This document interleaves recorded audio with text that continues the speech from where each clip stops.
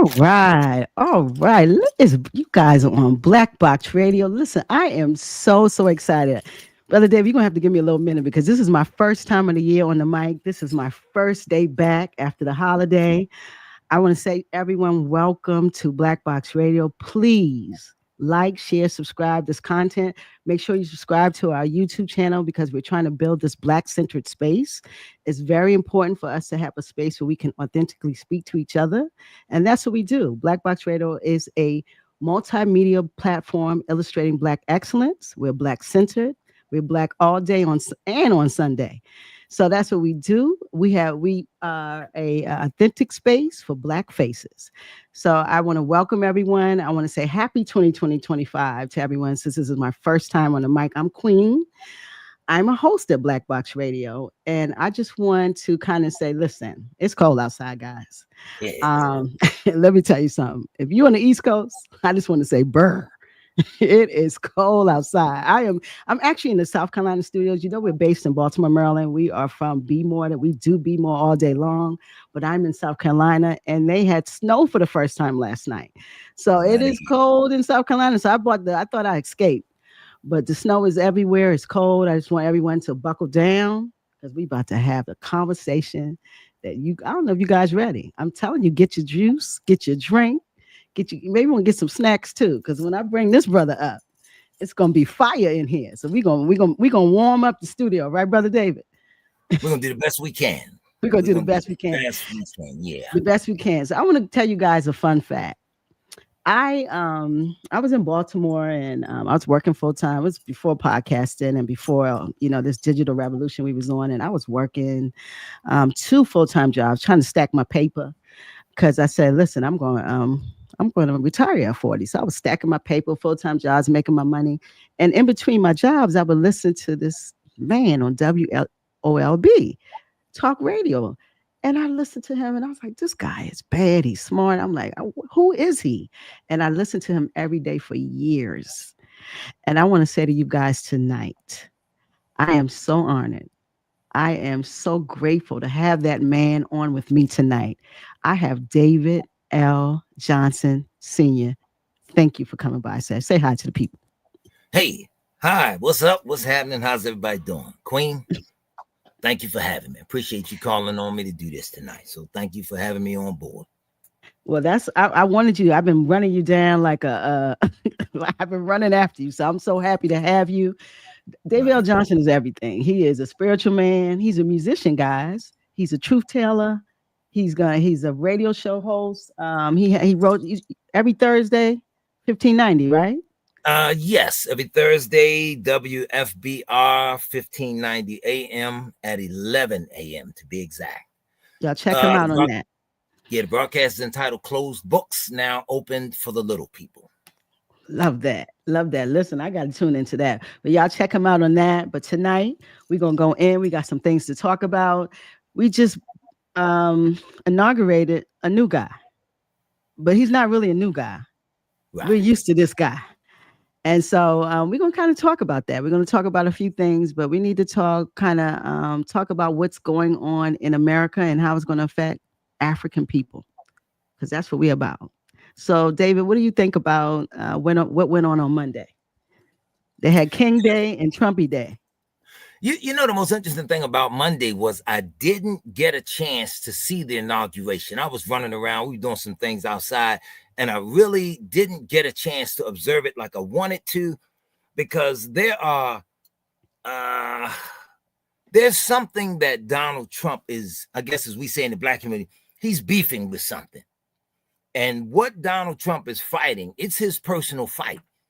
The funniest or the most ironic aspect of his fight is that his fight is actually Black America's fight, but we now don't understand it.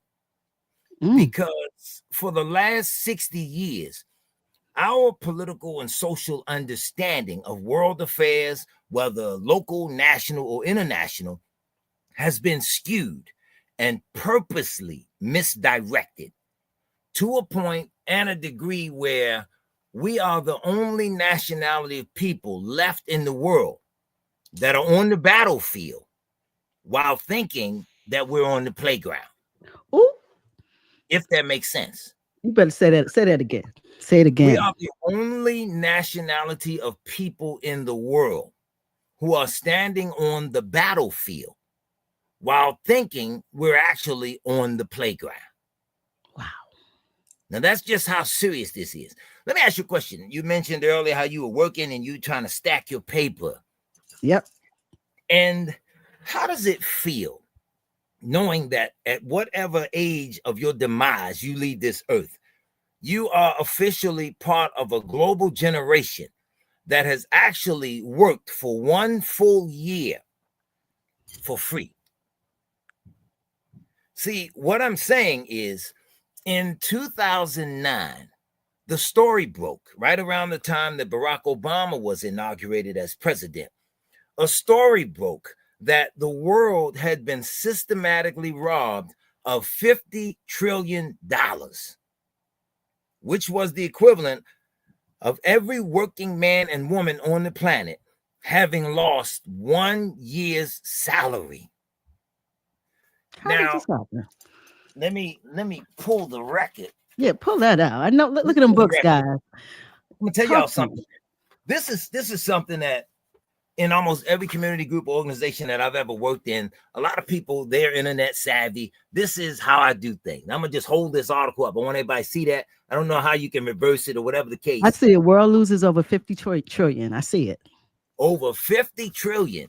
Now, this was in Tuesday, March the 10th, 2009, the Washington Times.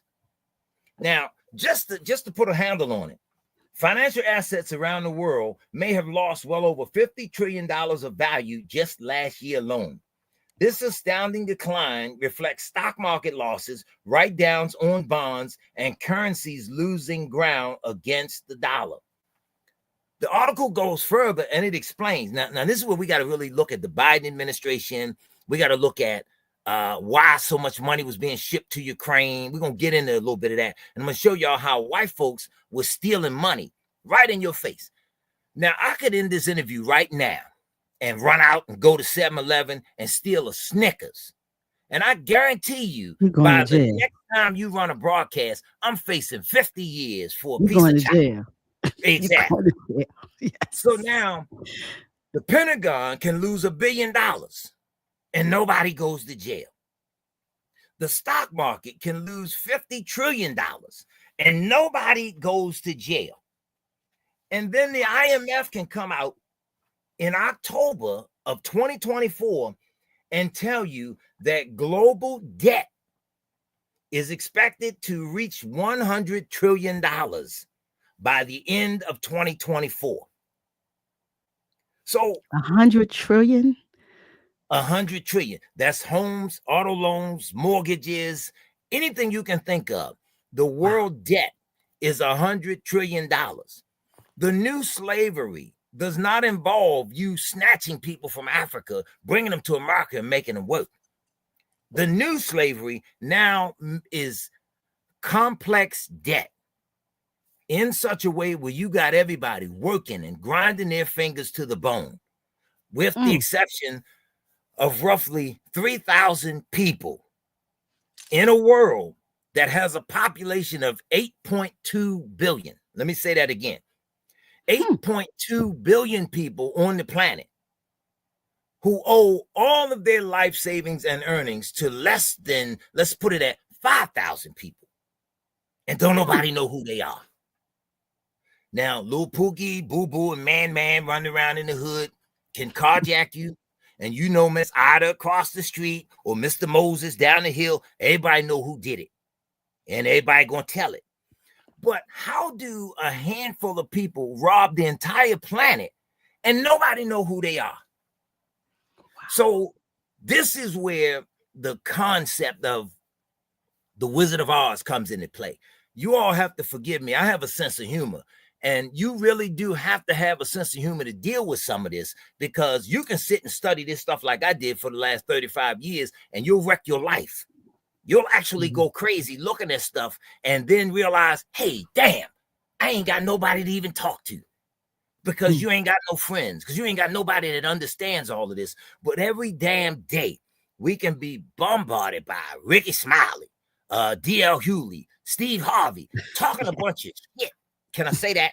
Say it, We need, brother. Say we it. need to describe it just like it is. You better We say got it. them saying a bunch of stuff that confuses everybody. Then Mm-hmm. there's Oprah. Then there's The View. There's almost everything we can possibly think of. It's And intentional.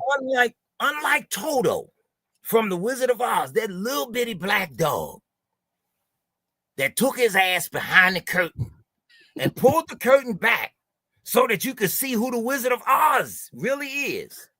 Well, that's where men like myself come in. Because we nosy. I'm the product of unemployment. I ain't had no job 35 years ago. I was nosy. My father was a preacher talking about the New World Order, the mark of the beast, all of this stuff that was coming down. And I'm thinking, Pop, don't nobody really want to hear that. Man, it's a new thing. But it's stuck in my mind so that there was no escaping it. So now I know and understand all of this stuff. The victim of great and wonderful knowledge through Steve Coakley, Khalid Muhammad, Dr. Francis Cress Welsing, and others. These are people that we rubbed elbows with. We sat at their feet. We learned these things. We studied with them to a point and a degree that we learned it's easier to go off and be a damn comedian and make everybody laugh and giggle than it is to be somebody fighting for righteousness, fighting for true liberation. Because, see, you'll never solve the problem of global oppression until you specify who it is and what it is that's at the bottom of all your oppression. And that's what don't nobody want to do. Now you see why Donald Trump is so vital. Now you see why they shot his ear off, whereas he turned this way and the bullet caught the ear, but had he been facing forward, it would have caught the temple. This was not a game. This was white on white violence. This wasn't Pookie and Man. This was white on white violence at the highest level. And we all laughed and giggled at it because here was a white man mad with the global system of oppression that murdered Malcolm, Medgar Evers, Martin King, attempted to murder Garvey and everybody else. But here was a white man standing up against all of Western civilization's greatest fear. And I'm going to hold the definition of what white people's biggest fear is until the end of this broadcast. Because unless we understand what scares white people, we don't understand Kamala Harris emerging. We don't understand Joe Biden. In fact, we don't even understand why Barack Obama made it to the slot. So you see how messed up I am in the head because I read this stuff and study it and understand it and humbly acknowledge it's a gift from the Almighty. I ain't doing it on my own. It's a gift. And a lot of days, I don't have nobody to talk to about it. So I sit and talk to my damn self about it. And I've mastered it, if that makes sense. That makes sense? Make total sense. Listen, you got me reeling over here because you're starting to define some stuff that I don't think we're clear about. And we need to get clear. We do need clarity. One of the things that the Black community has to understand. I said that I would hold this to the end, but I think I need to tell this now. Okay. This is the funniest thing going.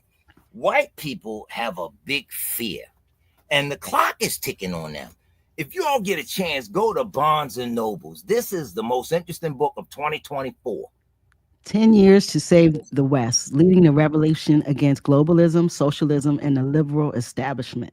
Liz Truss. Wow.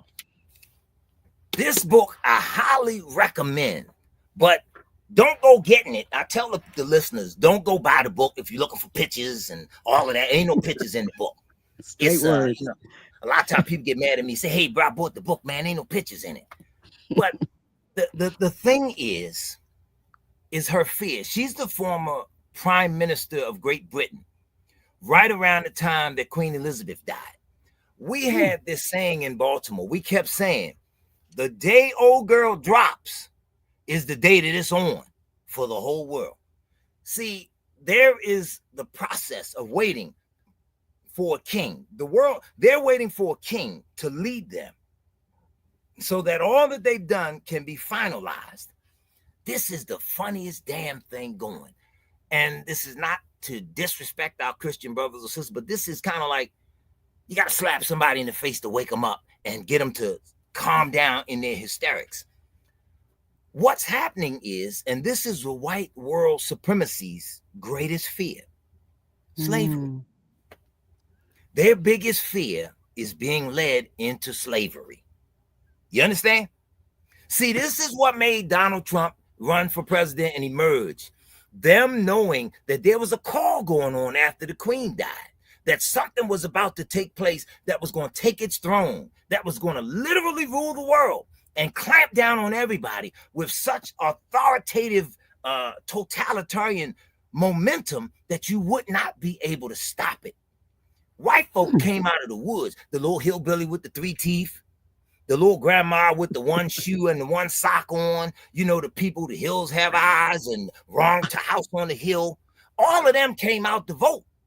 And I know I use humor to deal with it, but the reality is those white folks were scared because with democratic socialism under the liberals, under the democratic regimes, both America and Europe, they were slowly but surely tearing down social structures, family structures, things that we've held in place for hundreds of years. They were ripping it to shreds. Now come on. Since when do a man all of a sudden he wake up on Tuesday and decide he won't be a woman? And that's acceptable. Okay, I know that. I went deep on that, but we need this. Listen, that's one of the first things your boy talked about is gender, male and female, baby. Now, ain't it funny that he went there? Yes. But let's be real as to who was promoting and pushing all of this. See, we're gonna have to come to grips with some stuff in the Black community. Now you said bring it raw, so let's bring it raw. Bring it rickety raw. See, Black women, don't y'all get mad at me for saying this, but this is the truth. You know how them families got that uncle that be wearing that skirt or them dresses, and he was hiding in the closet for years, and grandma and them didn't want to say nothing or whatever it was. Then when y'all had a family gathering, she would say, go get them kids. Go get that. Go get them babies. You know, they wouldn't say nothing, but they kind of accepted it behind doors. Okay.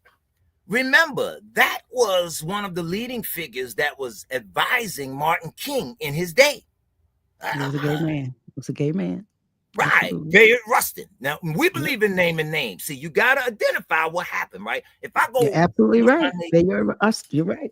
You gotta identify. If I go bust my neighbor's window, I'm telling you, everybody in the neighborhood that like me, they still gonna tell on me. They can say, "Yeah, he did it. I seen him. I got it on my Ring camera." So they're gonna tell it.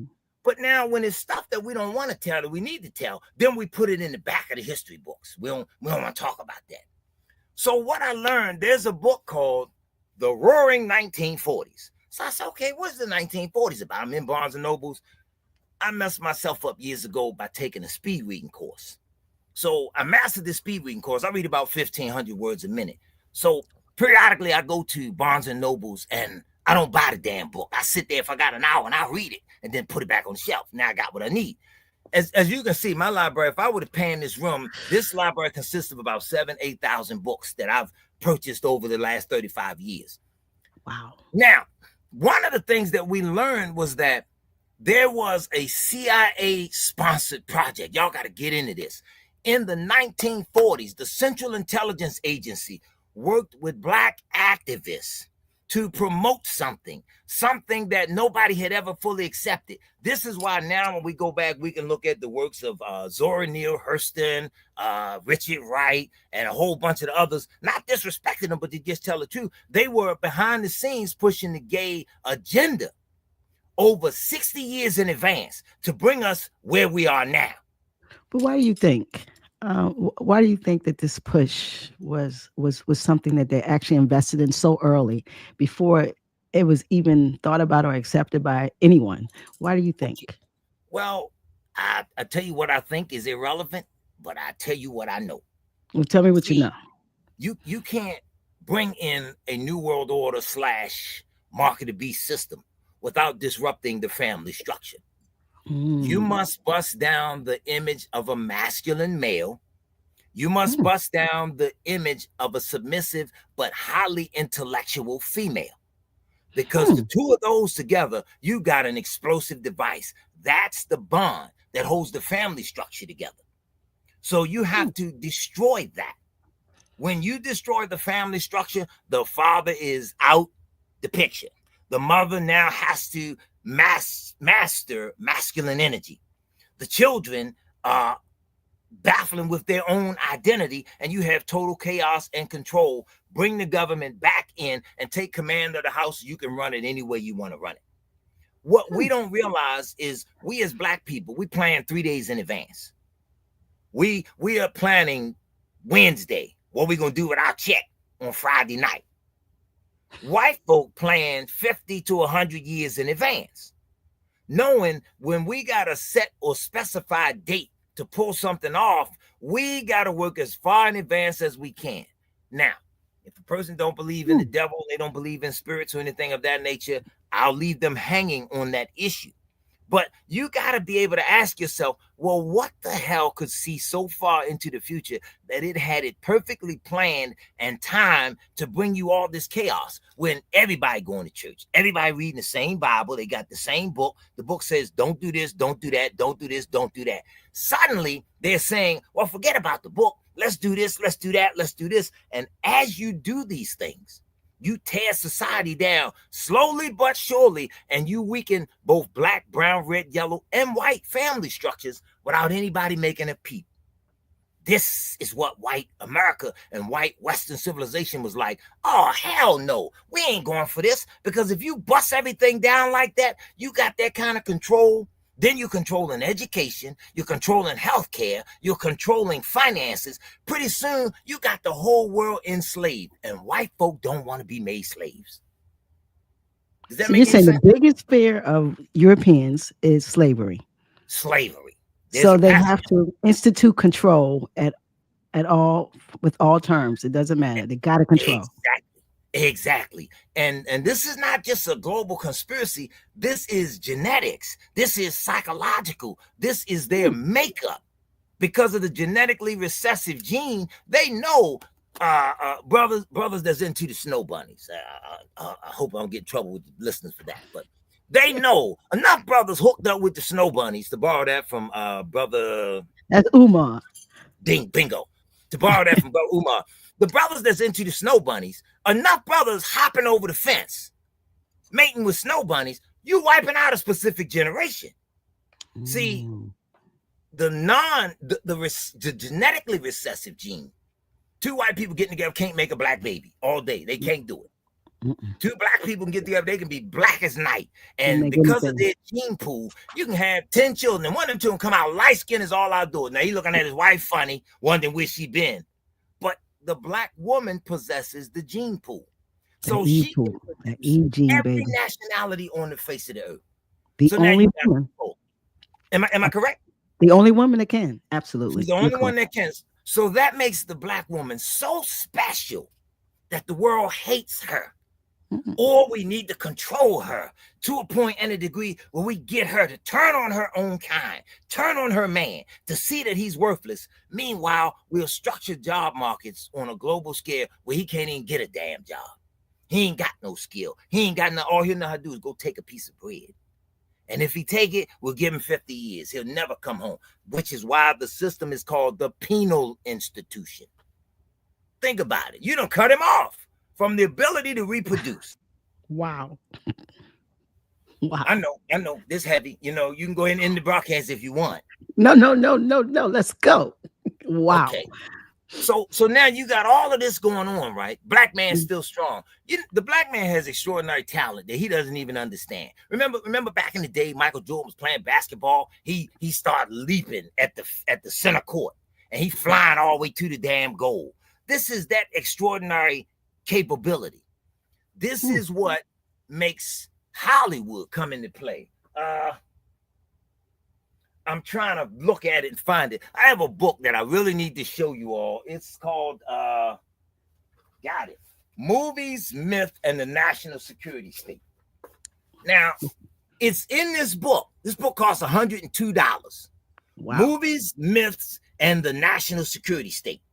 Now, what the hell does the CIA have to do with Hollywood? See, when you're looking for something, you don't put the mayor out there looking for it, right? You don't put the governor. You put your military. You put the Central Intelligence Agency at the front of it. Say, look, we got a group of people on the planet that have so much power, they don't even know what's locked away in here or in here. But if they ever rise and come to the sense that they have power, they'll tear us down. Hey, we'll make a movie about it. We'll entertain them as we search for them. So movies like X-Men, movies like Transformer, which are Mm-hmm. really highly spiritual movies, if we look at what we're looking at, they're searching for ordinary individuals with Mm-hmm. extraordinary capabilities, if that makes any sense. This is Absolutely. why in the X-Men you see Storm go off, black woman get mad, and she got the power to control the weather and do the different things that she does. You see all of this. They were pitting the righteous against the unrighteous. This is why you had to suppress the entire black liberation movement going all the way back from the so-called Reconstruction period forward, because Western civilization realized we ain't got but a little bit of time left before all that was written in the books of prophecy actually do culminate, and these people rise up, take their original rightful place, and enslave us. That's their biggest damn fear. Mm. Now, I say this. This is what the black community has actually, over the years, paid me for. It has not been a high-paying profession, but periodically we go out and do lectures. They raise funds. They support us. They support radio broadcasts such as yours and others, because Mm-hmm. everybody don't have the time to do it. When I say that all of this tonight is the product of high-level unemployment, because that's how I came out of high school. We come straight out of high school with a diploma, 23 and a half credits, happy to be in the world, and you go looking for a job, and they say, you ain't got no experience. You say, well, damn, how am I going to get the experience if you won't hire me so that I can get it? So you spend time now unemployed, but there's this strange set of things that's always available in the black community. Notice, we can never get a job, we can never get a degree, we can never get much of anything, but damn it, we can always get a gun. We can always get some cocaine. We can always get some weed. How Some do all toxic food. Wow. right? So now all of this is always readily available to us. But Mm-hmm. a child with dyslexia, what else is it? Baron Trump has autism, some other things, and this is not any disrespect in that realm. But Mm-hmm. if you're white and have the right complexion, even with all of that as a disadvantage, it can be turned into an advantage. Whereas we don't have that for little Tyrone or little James or little Janie. So now we got to fight for it. So I came out of high school pissed off. I was mad. They won't hire me. They won't do nothing. But because my father taught me all of this biblical stuff and translated it over to the political and social arena, now I'm armed with knowledge that the average 18-year-old ain't got. But Mm-hmm. how do you sit and talk to other 18-year-olds with the knowledge of a 50-year-old? You don't. You suppress it. You hold it in place. You don't discuss it with anybody. You just try to fit in. But when I bust out the gate and I started realizing that I dedicated my life to the Most High and to his children, that I would Mm-hmm. spend the rest of my days reading and studying and looking at all of this. And if by chance we stumble across the same information that Steve Coakley and Khalid Muhammad taught us, eventually we get to put our fingertips right on the pulse of the beast. We get to look at what's governing the world. Then we learn. Obama doesn't want to know. Your talk show hosts don't want to know. Your comedians don't want to know. Don't nobody really want to know all of this, because see, when you acquire knowledge of a thing, damn it, now you're compelled to do something about it. So here we are. No, look at the black leadership day. Where your leadership at? What Al Sharpton doing? Let's be real. Come on, what he doing? You still got a perm? Of course. See this stuff.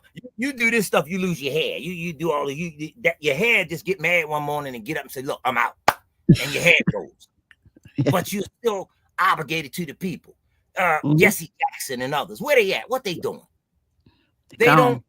Gone. The only one still trying to fight any kind of fight worth anything, you got to give him credit, is the Minister Louis Farrakhan. Now, I'm going to say this to my brothers, because I see y'all on that channel and I know y'all listening, but I'm going to say this to you Hebrews.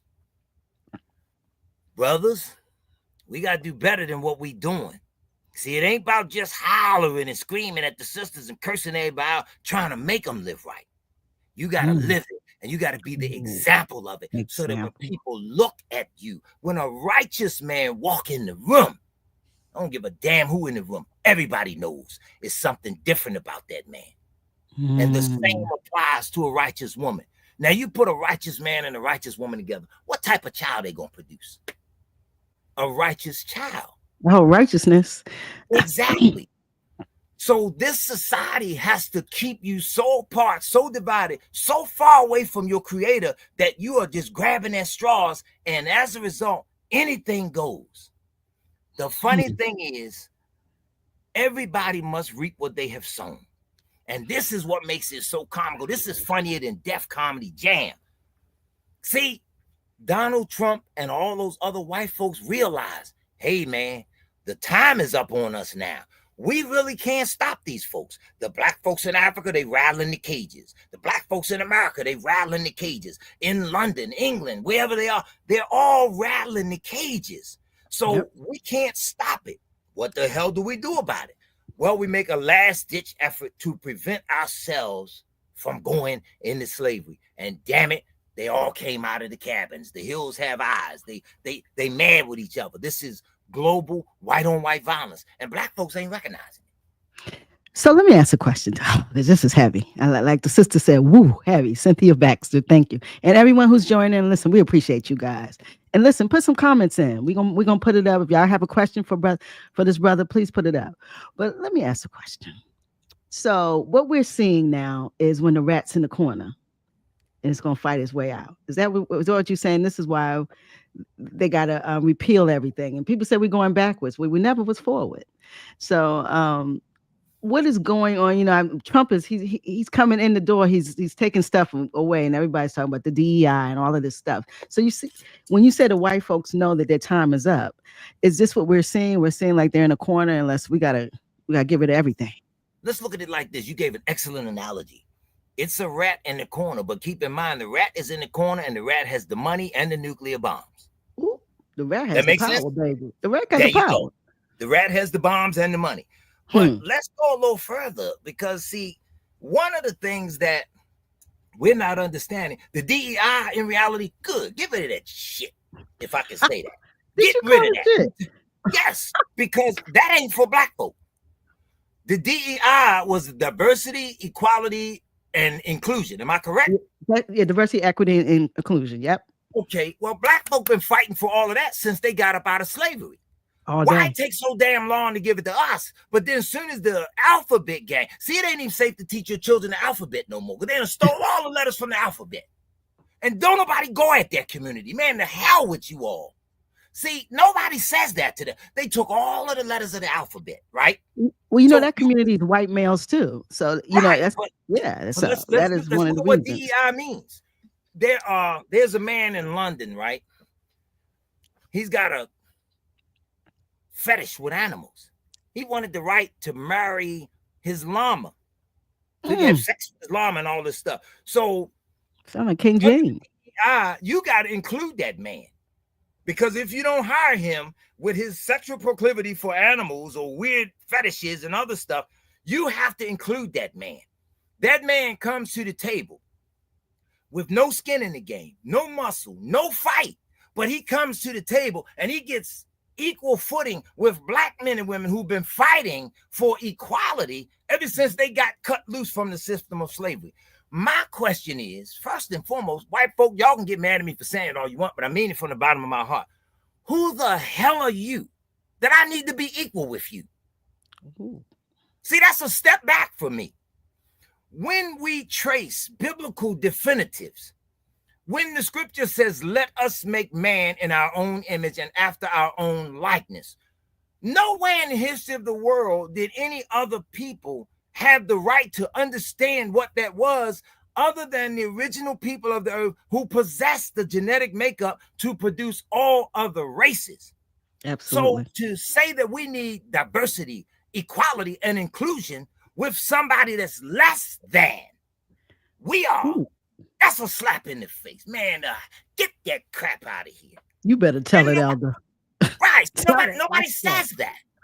So when somebody comes in now, a pervert has the right to go into the bathroom with your daughter, your granddaughter, or somebody, and you can't walk in there and get your child to protect them, we all should have a problem with that. That don't mean we're on a crusade to fight and kill off and get all the gays off. You're going to be sorted out anyway. But can they ever say that the black community went on a national crusade to kill off and to murder and destroy the gay and the lesbian community the way they've done black men? Come on, man. We can never not say Emmett Till. You came to that house in the middle of the night and threatened the whole family, took that boy, beat that boy, murdered that child so horrendously, and his mother demanded that they have an open casket because the world needed to see what they did to her baby. That is a level of hatred that defies humanity. That is animalistic. That is satanic. And we must never forget and never forgive. Not on that level. I ain't with it.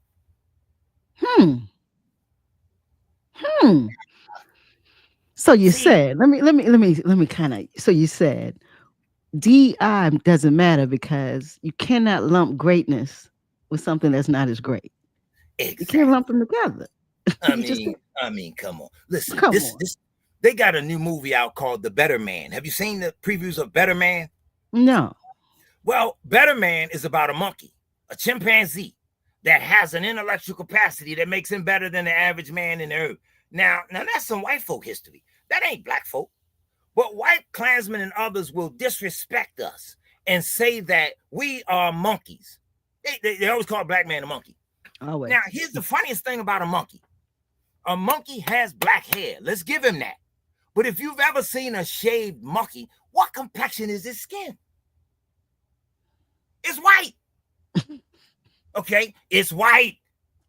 I know this hurt, but this is just go to the local zoo. It is what it is, hey, bro. It's white. Exactly. So then you got a bunch of people that don't believe in nothing, don't know nothing. They got command of science. And they tell you, well, man evolved from a paramecium, turned into a frog, and then turned to a tadpole, then he turned to a monkey. And okay, well, why he stop when he get to be a man? What happened now that we why didn't didn't he keep evolving, right? Right. Yeah. Why don't we keep on going? So now, in order to make us evolve, you got to get this idiot named Elon Musk. Muskie. And he got to put Neuralink in your head. You ever see how the Neuralink works? I was reading an article about the other day. You walk around and you got this big button on your head. When I was 15, I got hit in the head with a bat, and they put this knot on my head. So as my hair grew out, I looked at it. I was like, okay, that knot has come to the forefront.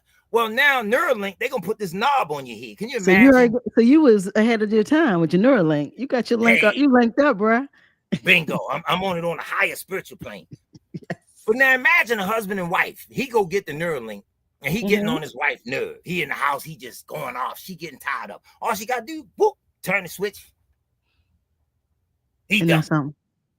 So this is where we are with humanity. So this is a group of atheists saying that whatever it is that the Creator made, clearly he made a mistake. It ain't good enough. We need to take it and put our computers, our technology, our wiring in it and make it submit to our will. And we got all our leadership running around, hooting and hollering, crying and screaming. I ain't going to the inauguration. I ain't this, that, and other. All that over a white man system that you don't own and control anyway. Anyway. So look, watch this. Can I need to really say this. This is funny. Say it. Since the black community, we into the black power thing. Black power. All right, watch this. I challenge your listeners. Put it in the comments. Name the largest black toilet paper manufacturer in America. And we'll wait. Meanwhile, I say that we don't understand global politics because you ain't going to find the largest. So how can a people talk a lot of shit? You can't even wipe your own, you can't even wipe your own ass. Now, I'm saying it this way so that everybody can get it in the realest sense. They can understand. I don't talk this way, but I'm laying it out that way so we can understand the danger of what we face in 2025. Now, Donald Trump kept saying this word, or these two words. He kept saying he was fighting the deep state, deep state, deep state. And most of the black community don't know what the deep state is.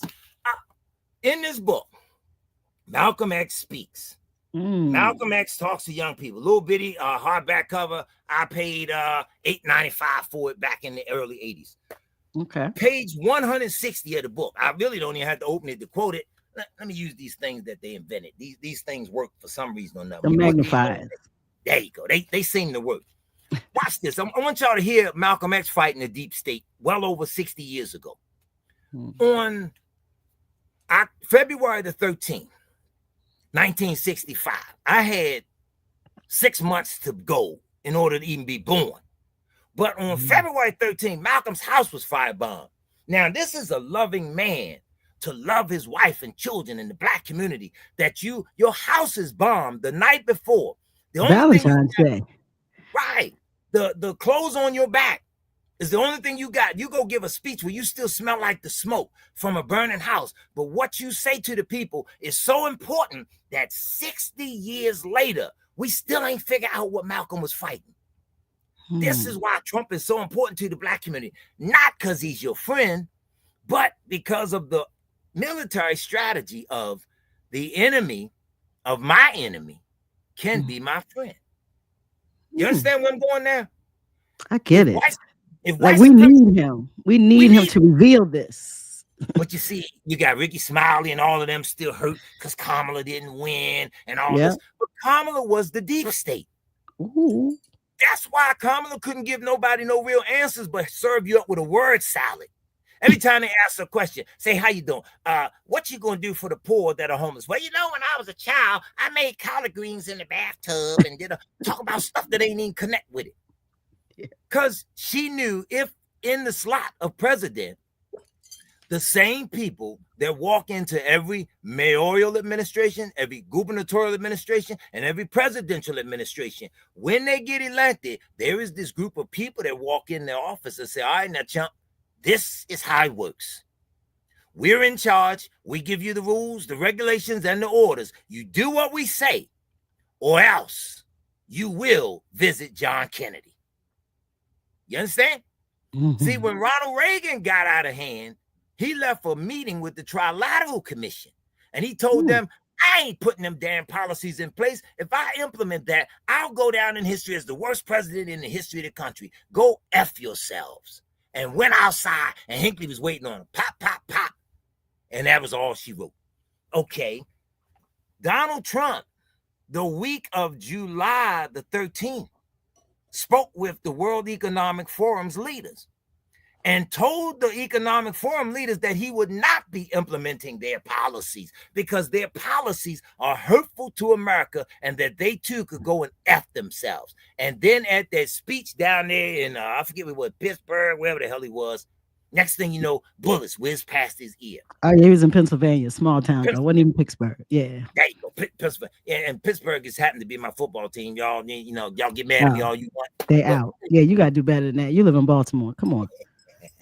I got to tell you a story about the Ravens one day, why I don't cheer for them bums. But anyway, you got to hear what Malcolm said, because this deep state and what it means. Somebody got the question of what does deep state mean and who are they? It's a good question, Monica Cooper. But let's first, before we define it, let's show how close Malcolm X was to fighting it.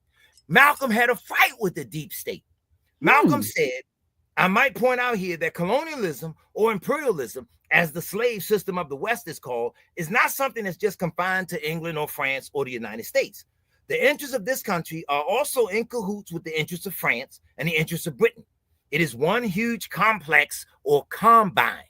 Now, this is a man that studied. This wasn't somebody laying around reading Playboy magazine, jerking off. This was a man that studied. Yeah, I need to slide that in. Anyway, I love it. He said, and it creates what's known not as the American power structure or the French power structure, but an international power structure.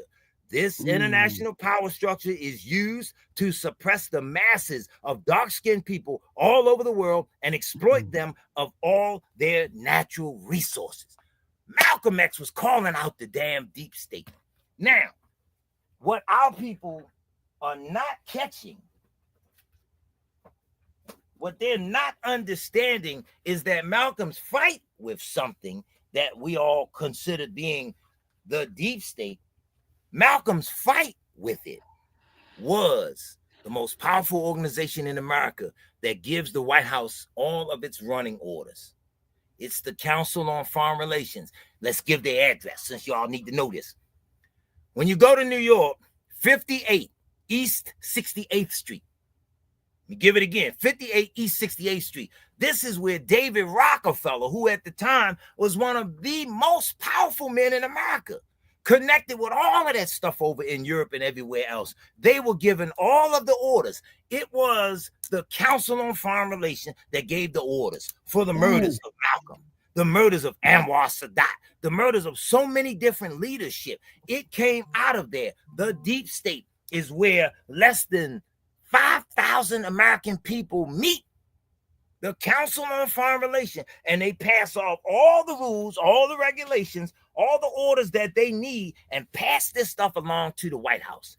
The power ain't in the White House. The power is in New York.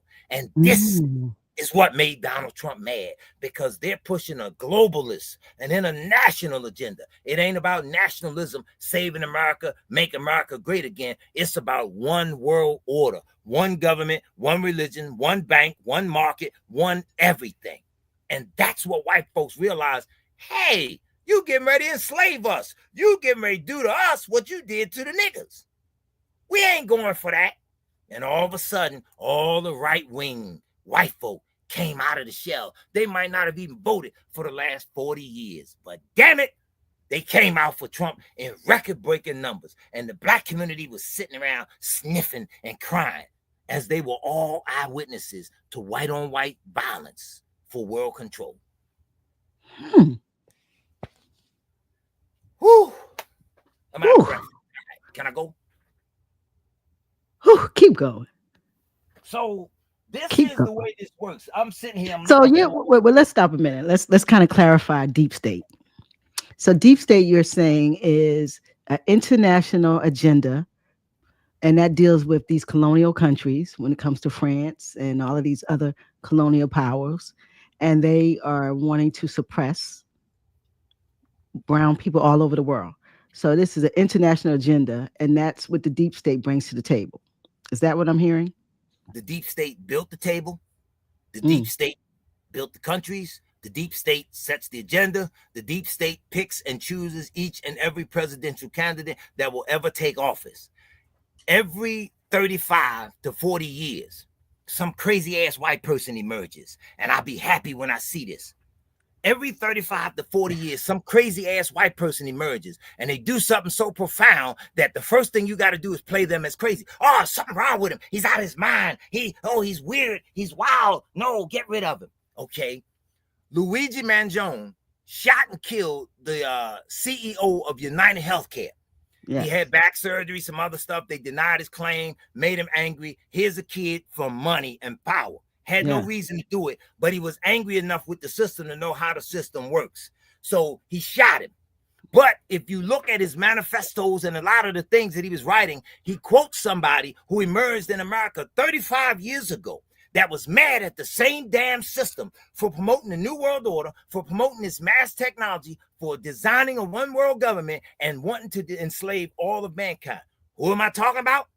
The Unabomber. From Oklahoma. The Oklahoma guy? Right. So if you read the Unabomber's manifesto, he mentioned black people in the manifesto, how they doing the black man wrong. See, I know. See, I'm an idiot. I'm the only black man in America probably read the damn manifesto. Never read that. Wow. See, we got to read. Ted Kaczynski was a damn genius. And he was complaining about how society did everything. Not that he was some great civil rights advocate, but his writing was like, hey, y'all screwed over the black man. You did this, you did that. You destroyed this, you destroyed that. Now you're coming after us white boys. He quit his job at So this wasn't the guy from the Oklahoma. This was the guy who they would find the bombs and they would just blow up. Ted Kaczynski. Right. I remember. Okay, the Unabomber. People on that list. Yes. And sending them bombs, mail bombs to their houses. Mail bombs. He had a specific listing that he was after. Yep. He was anti-New World Order. Yep. But in his manifesto, he mentions the white crazy boy that emerged 35 or 40 years before he emerged. Who does that lead us to? Who's that? Lee Harvey Oswald. Woo hoo hoo hoo hoo hoo. The Okay, assassin. you get where I'm going? See, every 35 to 40 years, some white person emerge mad with the system.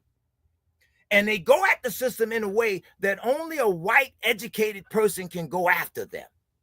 Samuel P. Huntington described the system that you can't have. This is where the CIA comes in and oversees unemployment. Check this point now. You can lay off thousands, but when you lay them off in a way where they go quietly. They sad, they depressed, they gonna miss their coworkers, but they ain't violent enough to rise up. They don't want to do nothing. They just want their check. But now you can't have an angry group of white people who work as professors, as doctors, as teachers, as engineers, people who know the inner workings of society. You can't have a whole bunch of them laid off and mad all at the same time. That's a volatile mix. That is a revolution. You get it? So what do? You pacify them. You give them all the stuff that they want. In the meantime, you can get a 89, 99, how old is Biden? 100 now? You get an I think old he's president. 84, 80 something, 82. 80 He's something, 82. okay. But you can get an old president in the White House and teach him how to launder money overseas with a 15% kickback for everything that he sends in Ukraine, which is a country being beat to death. I just read an article recently about Kuwait.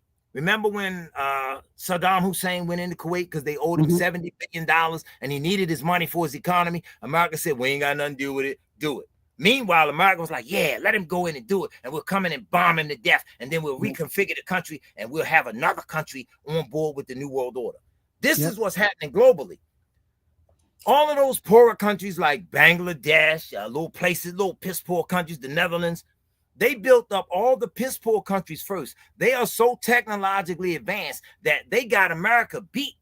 So as you spread the New World Order, you ain't got to spread it abroad because it's already abroad. America is so far behind that they're bringing countries like Kuwait into a cashless society where nobody can buy or sell unless they got that mark in their right hand or the Chinese microdot, which goes in your forehead. So imagine going to market. You put your hand up, bloop, bloop, pay for your food, or bloop, bloop, put it up here. White folk reading the Bible, they see that. They understand it. They say, no, no, no, you ain't going to do this to us. Donald, you get out there. We'll fight to make sure you get in there. But nigga, don't let us go into slavery. And that's what Black America ain't understanding. So you're telling me that these folks are so afraid of being enslaved that they think that we can enslave them, because you need a lot of power to induce a slavery. Well, can I cut you off real quick? It's not that they think we can enslave them. It's their brothers. Oh, you mean the world. Got it. Top 5% of white men that rule the planet. 5%. It's their white brothers that don't give a damn about nobody. This is where all the secret societies come in. This is where your Masons, your fraternities, your sororities, all of this secret stuff comes into play now because they're doing it piece by piece, bit by bit. This is where the Trilateral Commission came in with a policy called piecemeal functionalism, where if anybody go back and check the Trilateral Commission when it was founded in 1972, this is what you learn. They knew they were going to put the New World Order together. But if we do it too fast, the world's going to resist. So what do? You do it a piece at a time.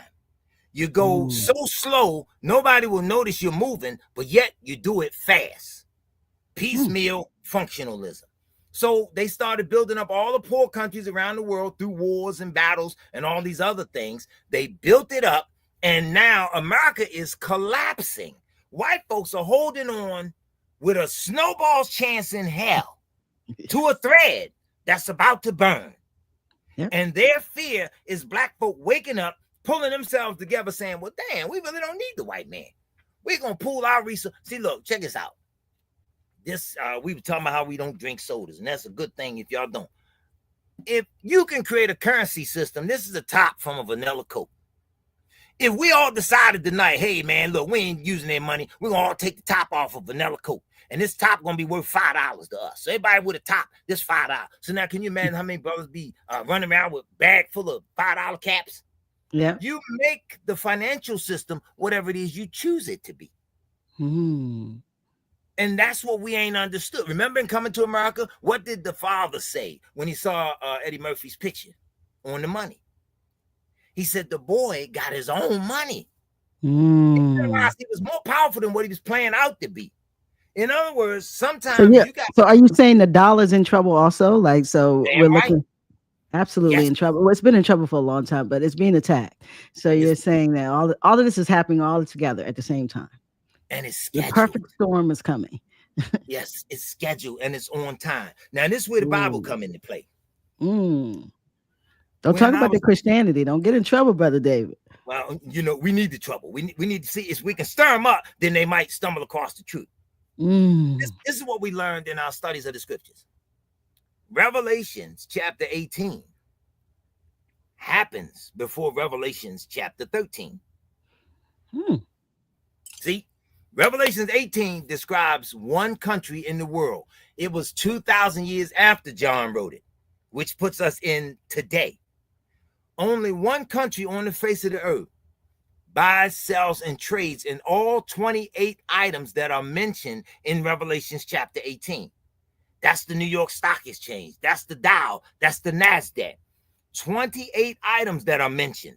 When the sale of these 28 items cannot be fully configured any longer, it causes the collapse of the American system. The scripture mentions it as when the nations around the world see the smoke of her burning. This is what upset them when California went on fire. They're like, oh, now, wait a minute. On the East Coast, we got these damn fires going on. On the West Coast, on the East Coast, we got the snow and ice going on. On the West Coast, you got the fires. It's burning fast. And in the middle of it all, the economy and its dollar are slowly but surely collapsing. We need somebody to come in and save us. Who do we get? And next thing you know, here comes Donald Trump riding in on the white horse to save the American hope, if that makes any sense. Oh, but listen, we're saying that this, because we believe in this democratic elections, like That don't mean nothing. That's what I tell people. This vote thing that we so in love with, and that people died for. Be careful, because whatever they want to put in place is going in place. Exactly. I just believe that. But let's look at it a little deeper. Okay. Black folk always say they spiritual, right? Right. What the hell does that even mean anyway? See, if we say we're spiritual, then there has to be a higher spiritual force than all other spirits in the universe. Clearly, that higher spiritual force cannot be wicked, because we look at all the religious systems of the world and they describe how wickedness came into being. Whatever the highest spiritual source is that gave life to all spirits, then if you say you're spiritual, you must be tied into that spirit, which is where all the prophets come in. Even white scientists admit one thing about the scriptures don't nobody want to hear. They admit this. All the prophets, from the beginning of the book to the end, all the prophets and all the apostles were black people, which means their melanin is so high, so highly in tune with the universe, with the sun, the moon, the stars, with the very creator that set it all. They're even in outer space looking for melanin, which is a dark black substance that cannot possibly be controlled, but yet they know the biggest source of melanin on the face of the earth is black people, which is where you draw your guidance on spirituality. So then my question becomes, if we're spiritual, why are we not in tune with the spirit of total righteousness that will guide us, that for some strange reason or another told us in the Bible every dynamic of the political, social, and economic system that was scheduled in the very tail end of it all? How then does the Bible match it word for word, letter for letter, instance for instance, event for event? How do we ignore all that if now it's lining up like the airplanes coming in at an airport? And you mean tell me you got all these men running around say they preachers and apostles and prophets and they can't see that? A monkey can see that. So is the religious and the spiritual base a learned behavior that they're just performing? To a degree. Spirituality. They're performing spirituality, To a degree. But let's go back to grandma down in the sticks. South Carolina. Yeah, down in the regions down there. How Yeah. did grandma know when a child was born that was going to be special? Now, this wasn't learned behavior. Nat Turner had a knot on his head. Remember when they say Nat Turner was born? His mother was going to kill him because she didn't want him to be born in slavery. But grandma said, give me that baby. Let me look at that baby. And she looked him over. Our mothers of old knew special children when they were born because you have this thing on you. What do we call it? A birthmark. You're born with something special on you because you were marked for something special. It might be one singular event that you're born to do. And yet you were the only one born to do that. So when our mothers knew, hey, that's a special child, don't hurt that child, protect him, shelter him, they understood. That wasn't learned behavior now. This wasn't something where you just teach her to go. I ain't talking that jump around in the church. We ain't That's talking that. inherent behavior. That's no in the know. Yes. Right. So what about our messengers, our prophets, the Nabi? See, remember in the movie Lion King, was it? They threw these Hebrew words at us and we was all playing. We ain't even paying attention. They threw out the Nabi. The Nabi is a Hebrew word. It means prophet. But in the Lion King, to make a fool out of the prophet, who was the prophet in the movie The Lion King? The damn monkey. The little monkey. Yes. The monkey. Yeah, the So monkey. And now, with the white hair. Right. So now you take a monkey like Al Sharpton. You take a monkey like Joel Osteen. A monkey like Jesse Jackson and others, a monkey like T.D. Jakes. We can go on for days. What's Jamal Bryant? Let's get him in there too. Let me pause and look in the camera on that one. Creflo Dollar, all of them. Yeah, Grab Your Dollar. We named him. We renamed him. His name is Grab Your Dollar. But anyway, now how do all of these men emerge as spiritual leaders and can't see past the tip of their nose? Am I? Here's what the scripture says. The scripture says, surely Yahweh Elohim will do nothing, but he reveals his secrets unto his servants, the prophets. So in other words, your prophets are supposed to know. They're supposed to be able to see the disaster coming and warn the people so far in advance that you got plenty of time to prepare yourself. Today, our brothers, them brothers don't see nothing. They around trying to hit the lottery. They around trying to hit some drawers or all this other stuff. They do not see. So when all these disasters hit the black community, don't nobody never say nothing. You see all the preachers go begging the president with their hat in their hand, begging for money. I know a black preacher in 1984. He ran for president. Oh, that's Jesse. Bingo. Where did Jesse get his first $1 million to help him in his campaign to become president? Anybody remember that? Jesse Jackson's first $1 million came from Donald Trump.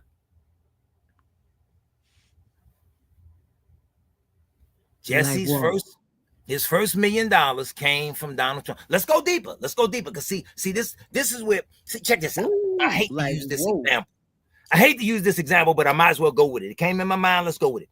See, a man that go down on the avenue and buy a prostitute, he get to tell her whatever position it is that he want to do it in. Am I correct? Because he paying for it. He paying for it. Yep.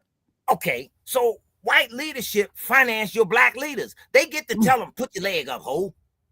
Bend over the table, ho. Turn around this way. And you see all the black leadership doing whatever it was. Don't forget.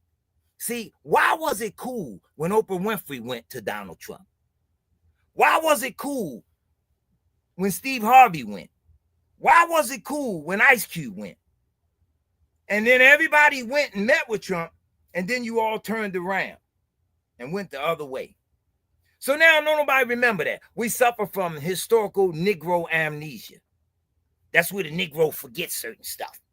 That's a historical fact that could actually help him if he just think. See, now you see why I say I don't have no friends. I don't man, who gonna sit down and talk with me like this? You see how hyped up I am? I love it. I've been running since 5 a.m. this morning, and this is my energy level. I'm hyperactive. I function. I can work construction. I can read. I can look at the newspaper. I can decipher stuff, and then come in, get situated. Just left a meeting with the Baltimore Black Think Tank. By the way, you brothers, you all are the greatest. Hey, man, I love y'all. But look, and then come in, Queen, and sit and talk with you. And I'm going to be here till you say, let's go. But it's our people. We need that kind of enthusiasm on every Mm-hmm. level. We need On that every kind of level. enthusiasm for our wives, brothers. Marry them sisters and hold your families together till you go to the grave. We need Mm. that enthusiasm for raising our babies. Hold that enthusiasm till you go to the grave, because nobody will appreciate you, black man, while you are yet alive. Now, Mm-hmm. early today, I got in here, I was studying, prepping, going over this stuff, and I thought about something. I went to a friend of mine's funeral a couple months ago. Beautiful casket. They laid this casket out for this brother. We all grew up in the hood. He did some wonderful things in the community for people. Okay. Laid him out, put him in a beautiful casket, and they messed my head up because they all started throwing the dirt on this casket with him in it. Mm-hmm. Backhoe was there, pushed the rest of the dirt in it. Bang, bang, bang, bang, bang. End the story. And I said to myself, damn, what an irony. That's the end of life. You do so many things for so many people. You are so great. People do not appreciate you until you are gone. And then the last laugh, they got to throw a bunch of dirt in your face and turn around and walk away. And you can't do nothing about it. No. It's a final space. But life is for the living. So Mm-hmm. while we here as men, I always tell brothers this: you get a certain age, you get with a woman, you make babies or whatever it is, all that playtime over. I see men with more gray hair in their beard than me, riding dirt bikes in the street, front wheel in the air, playing. They at the club. They need 9 women. They need 20 cars, big dookie ropes, and the children run around in the pamper while grandma got to watch them and she can barely walk herself.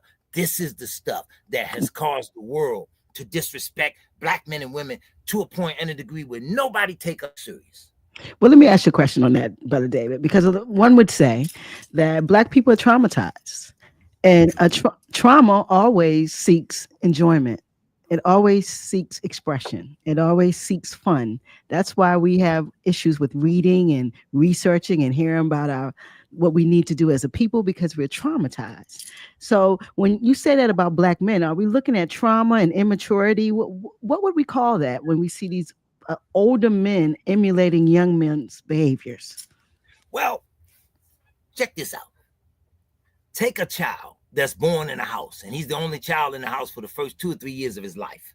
Mm-hmm. He's learning everything he can learn from the adults, and all the attention is on him. Bring a second child into the house, a newborn babe that's younger than that child.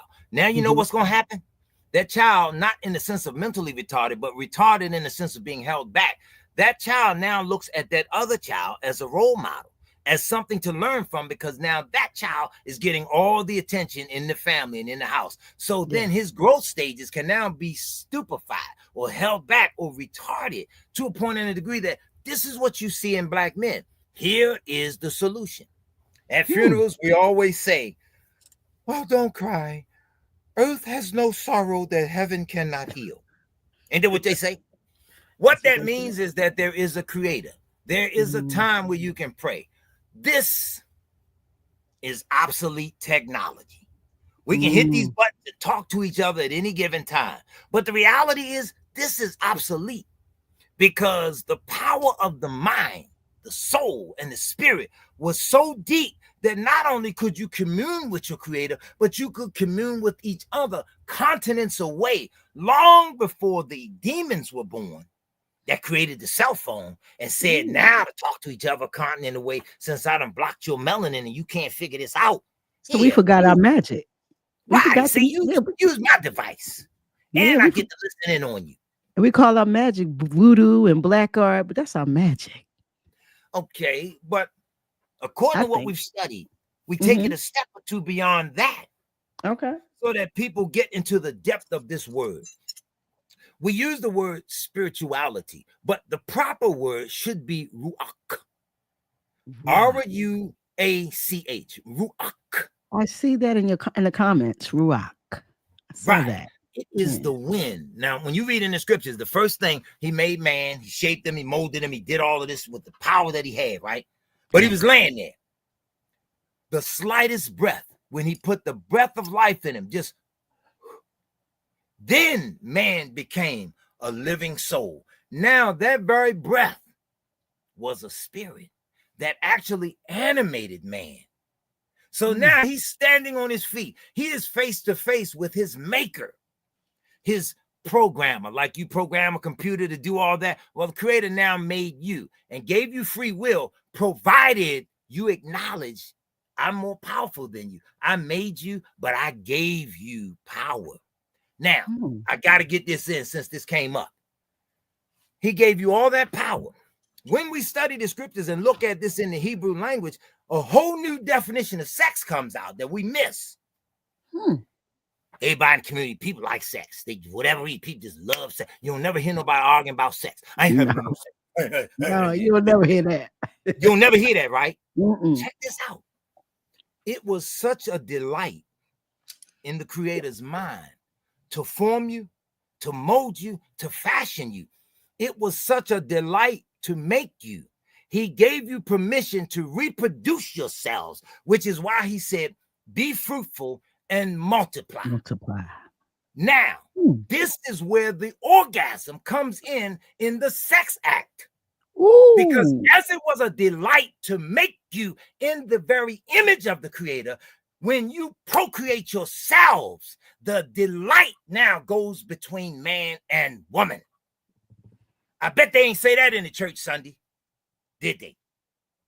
You get where I'm going now?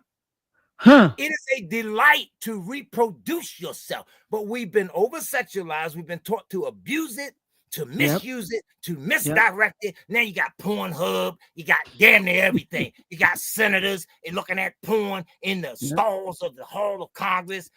You got Kirk Franklin and others having sexual addictions. This is the stuff that's happening now because we're traumatized, but we're enjoying it. Woo! So you say the trauma is welcomed. Inadvertently. It shouldn't be welcomed. But it it's is inadvertently welcome so that we just seek out pleasure and enjoyment in damn near anything we do. And everything. And that's trauma. That's a problem. And yet sometimes we have to, as men first, acknowledge, okay, playtime is over. I got into what we're dealing with tonight. In October of 1984. 1988, I'm sorry. My last child was born. And as I'm holding him in my arms and I'm looking at him, I'm thinking to myself, damn, I've been out here goofing off. I've been doing some stuff, man. You know, I got to fight to make the world a better place for him if I don't do nothing else. All playtime is over. So the rest of my life was now dedicated to raising my children, to help nurture them in ways where they grow up to be, because I have 3 boys and 1 girl. I want them to be able to go forward and take life further than I could go, because that's what my father's pledge was. I want you to go further than I did. When we start teaching this to our children in a way where we produce better, we become more responsible as men, as women, as husbands, as wives, as a whole community. We start looking out for and taking care of each other. Meanwhile, Western civilization, they got us divided and conquered. White folk don't love each other, but they have the greatest degree of unity on the face of the earth because they recognize us as the common enemy. They will say, look here. The Dutchman may say to the Frenchman and to the Spaniard, I might not like your ass, but which one of us rules the earth don't matter. But as long as it ain't a nigga. That's it. So we got all this stuff going on in our community from 9 areas of interaction, correct? Education, economic, entertainment, labor, law, politics, religion, sexual reproduction, and warfare. So these 9 areas that we all interact in daily. White folk control all of the 9 major areas. You can't have a baby unless you go to white hospitals. We have black midwives, but they ain't in record-breaking numbers, right? You're right. Little Boo-Boo and Man can get a 9mm, a Tech 9, or what have you, but you ain't never seen Little Boo-Boo run a tank down the middle of the street. No, sir. Pookie ain't never got his hands on a nuclear weapon, right? Nah. So then it's stuff that's just out of our reach. So in the entertainment industry, Michael Jackson could sing all damn day long, but they didn't want him to own his own rights to the music. Until he owned something. Exactly. Then he had to die. He had to die. Why? Because of white supremacy. So until we understand that we abdicated our responsibilities as the original man and woman of the earth, we relinquished all that. So then the creator starts speaking to the prophets saying, Hosea 4, verse 6. You always hear people quote this verse, but they never finish the verse. People always say, oh, yeah, the Bible says we're destroyed for lack of knowledge. And I always challenge people, say, well, finish the damn verse. Don't nobody ever finish the verse.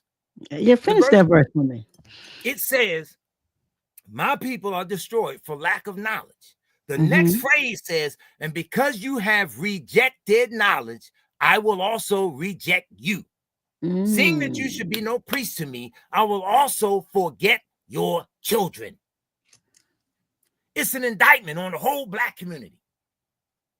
Because don't nobody finish the verse. Look it up, everybody. Hosea chapter 4, verse 6. People just say, we're destroyed for lack of knowledge. Well, sometimes people have knowledge. You think the crackhead don't know that crack will kill him? He has knowledge of it, but yet he's destroyed. You think the alcoholic doesn't know that the alcohol will destroy him? He has the knowledge of it, but he rejects that knowledge because it feels so damn good, right? So, Brother David, so like you said, we have 9 areas. So we build institutions. We used to. We used to.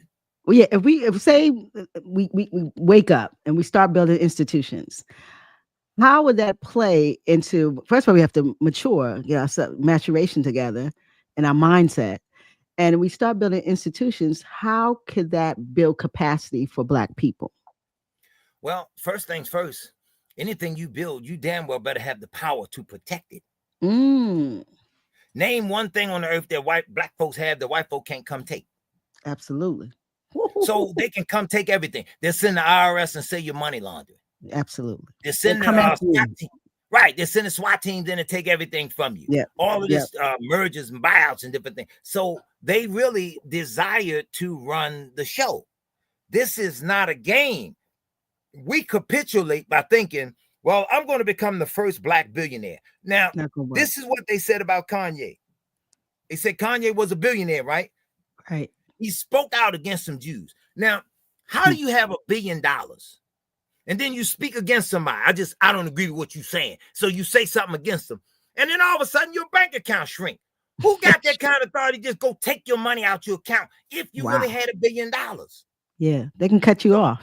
Yeah. Right. So now, if I got $1 billion, this is me talking now. This ain't terrorist talk, but this is me talk. I got $1 billion.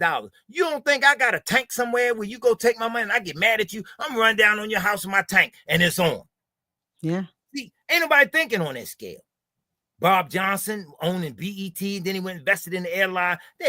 These billionaires, these men ain't nothing but punks. They don't get into Black struggle for liberation. They ain't in no Black liberation strategy. They talking about Black power. You want to know what real Black power is? What is it? Don't pay that damn gas and electric bill. Let them cut them lights off. See if you ain't in that house in the Black dog. Black power. Am I lying? Wow. Because the white man can come cut it off.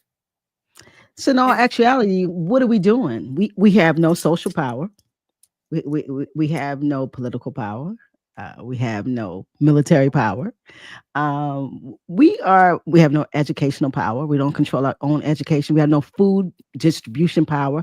How do we continue to make it? How do we turn this thing around? How do we build as a community with all of this lack? First and foremost, we are going to have to repent. We're going to have to turn and realize we were created as a people. If we were given this whole universe and we messed it up, and yet the Almighty said, the day you screw this up, this is going to happen, that's going to happen, this is going to happen, and that's going to happen. It's now your fault. So if you don't really return to the Almighty and be sorry for the fact that you messed it up, how you going to really fix it if you really ain't sincere about trying to fix it? And then you can't. Now, remember my opening statement to you? It put a shocked look on your face. Let me say it again. We are the only generation of people on the planet that are actually on a battlefield and mistaking the damn battlefield for the playground. This is why we can look to Megan Thee Stallion as a leader. Every Black woman in the world got an ass. You mean tell me we got to sit and watch you shake yours and you become a role model for us? It's the and meme. If that ain't good enough, then we get some woman called Sexy Red. She weighed about 15 pounds. Sexy Red. As if that ain't enough, Here comes what's the girl name? She said we're gonna do a little something for the big girl. She was going against Beyonce. I forget her name. Always fussing all the time. I know you talked about, but forgot Yeah. her name. Anyway, she Mm-hmm. get mad, come at me, but we're not taking life seriously. We're not taking manhood seriously. We're not taking womanhood seriously. Everything today Mm. is black man against the black woman. You see all these little shows on YouTube, people going to dating shows and they pop the balloon for somebody even walk out and just Yeah. everybody got a safety pin, just busting balloons. And then when they stand there and talk about what they don't like, most of it leads to one of two things: sex or money. Mm. So this is where we are. Can I read a quote to you? Please. This is a quote coming from the book called The American Establishment. I tore the cover off of it years ago, but that's it. The American Establishment by Leonard Silk and Mark Silk. Now, if this deep state is made up of U.S. military leaders and commanders, understand why Trump went in there first thing first and started swinging at the State Department and the military, because he felt like they betrayed him, because they were wicked, because he knows they're locked into the Council on Foreign Relations. They are tied into the deep state. Okay, these two Jewish dudes from New York Times in 1980, that's how old this book is. This book is probably older than most of your listening audience. In 1980, these two little Jewish dudes went investigating to see if there was really something called the American establishment. And in their research to find out what the establishment was or what the deep state was, they drew a conclusion. And their conclusion, when you read the book, you can damn near see their tears left on the pages of the book as they tell you what their conclusion was. Listen to what they say. Have we found it? The readers will have to judge. The nation will have to judge. The members of these institutions themselves will have to judge. In general, we think we can render a Scotch verdict. We do approve of some of the things the establishment has done. We do disapprove of others. But does it exist? Having worked through all these pages of research and the interviews that lie behind them, we are reasonably sure that it does exist. So boom, they admit something secret exists and it governs America. And if you open your mouth too much, you'll catch a bullet. You'll end up like Kennedy. You'll end up like Reagan. You'll end up like Trump. But check this out. They go further and say, but assuming that it does exist, as we do, we think it works best truly as a secret organization. Secret even from its own membership. See, it has a circle within a circle within a circle.